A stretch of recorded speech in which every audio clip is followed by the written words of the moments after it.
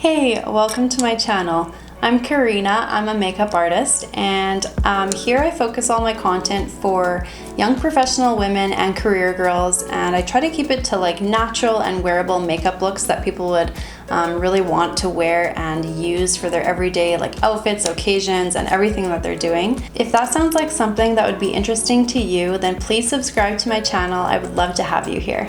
In today's video, I figured we could have a little wine and talk about makeup brushes.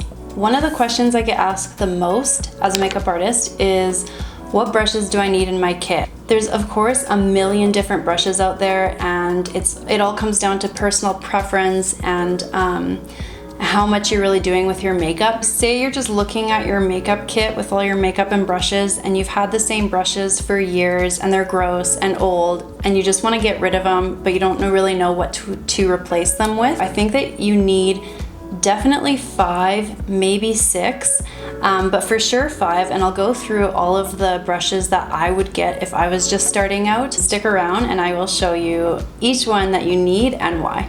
So the first brush that you definitely need is a foundation brush of some kind.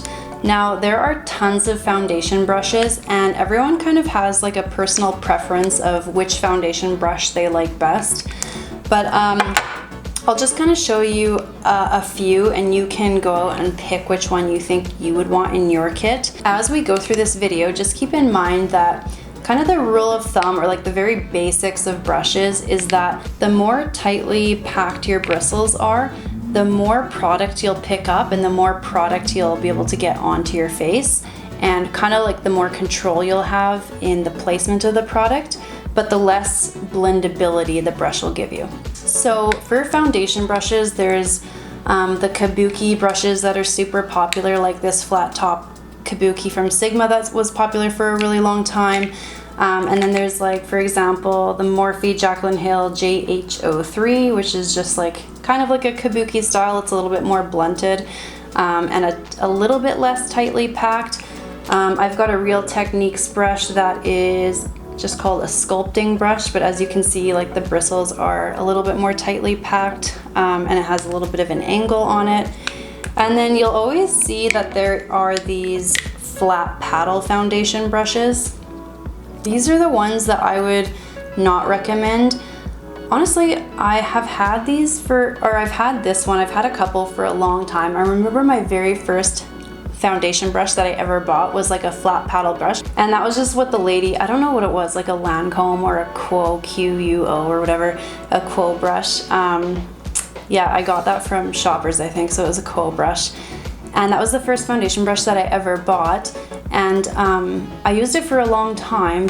It's kind of like a paddle, so it'll kind of just apply your foundation like it would if you just put the foundation right on your fingertips. Instead of using your fingers, I guess you're just using this brush, but because it's flat, it's going to disperse a lot of product, and you're not really going to get that like airbrush blendability that you can with some of the other brushes. So I would not recommend getting one of these. This is the multi-use brush from Real Techniques, and as you can see, it's kind of like the most, like, I would use something like this if I wanted to like sheer out a medium to heavy coverage foundation, just because it's like the bristles aren't packed very tightly, and I could just kind of like buff it in really lightly on my skin. That's what I would use something like this for.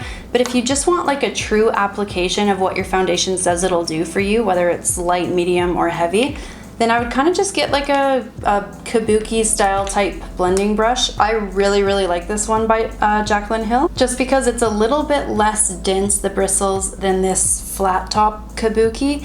And I just think that because of that, it's a little bit easier to work my product in and blend it out, because the bristles have a little bit more, like, give me a little bit more leeway, and it just buffs in the product really nicely. So I just think it gives you like that true application of what your foundation says it's going to give you, and the finish is really nice. And also, really important, these are like the quickest ones to use as well. If you actually went in with this foundation brush, it would take you so long to like apply your product and blend it out. I don't even think this would give you a really nice finish when you're finished with blending. But something like this, you just dip it on the back of your hand, and then you just go in really, really quick, buff it in, done. So yeah, something like one of these any of these would work well. I'll link all of these brushes that I'm talking about down below, and you can kind of pick which one you think would work best for you. Alright, so the next brush that I think everyone needs in their kit would be a powder brush. So it kind of depends how much powder you use. So depending on kind of what you're using your powder brush for, there's a lot of different options. If you aren't using a foundation at all and you just use like a powder foundation instead of the cream foundation, then you're also going to have like a different style of brush for that. So it kind of depends on what you use for your makeup every day. You could use this for powder. It's really small, but if you're just going to be using a little bit of powder just to kind of set in like the T-zone or just under your eyes, then this could be perfect for you. If you know you're going to set your entire face, then you want to probably pick something that's a little bit larger, just to quickly go in and set your face. Something like this is going to be good for almost everyone. You can just quickly apply your product all over. And then if you are just using a powder foundation, then something like this is the Morphe E1, and because it is a powder brush, but because the bristles are so tightly packed, it's gonna pick up a lot of, obviously it's huge as well, it's gonna pick up a lot of product really quickly, and then you can just like buff all that powder right into your face and then like spray it with a setting spray. So that's an option as well. I would probably only use this though if I was going in with a powder foundation. You can always get a huge powder brush if you know that you're going to be setting your entire face, dip it in, really quickly go over your entire face with powder, done. But yeah, I think something probably just in between like this is good enough. Oh yeah, this is another powder brush I have. It's the Morphe Jaclyn Hill JH01, and I think she basically designed this to make the process of applying powder really quick. So again, it just comes down to kind of what you're looking for. I don't reach for this brush very much for actually setting my face with powder, because I do just only set in the areas that I feel like I need it. And this one's just a little bit too big for me, but if you know you're gonna use it for your whole face, then this would be awesome. The next brush that I would highly suggest every girl to have is a blush brush. So you can use your blush brush for blush and bronzer. Like you could apply your bronzer first and then put the blush over with the same brush, as long as you're kind of wiping it off.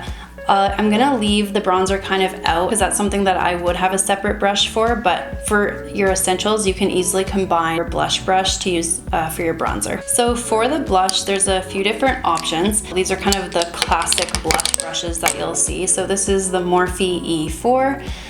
And it is a little bit more tightly packed. It's not tight, it's like kind of in between. So it's, yeah, I don't know, it's just like a basic blush brush. And then Jaclyn Hill, the JH04, is very, very similar. And then you also have, this is actually one of my favorite brushes, and it's a Jaclyn Hill brush. It's the JH06, and I really, really like this one because the bristles are a little bit more spread out, so I find that I get a little bit more of an even application with my blush. The more tightly packed the bristle is, it's better for products that aren't super highly pigmented. So then I can go in and like really go in and try to get more pigment payoff with the blush. Whereas some blushes, I think you know what I mean, like some of them are really pigmented and you feel like you barely touch it and you feel like you almost look like a clown because you put too much on.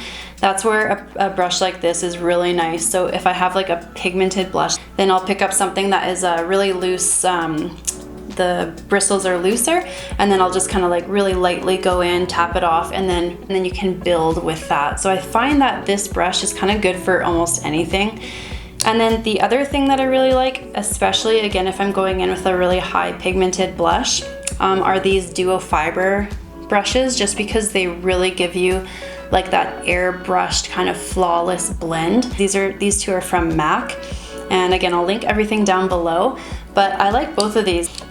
But I think that if I had to pick out of any of these brushes for blush, I would probably choose this Jaclyn Hill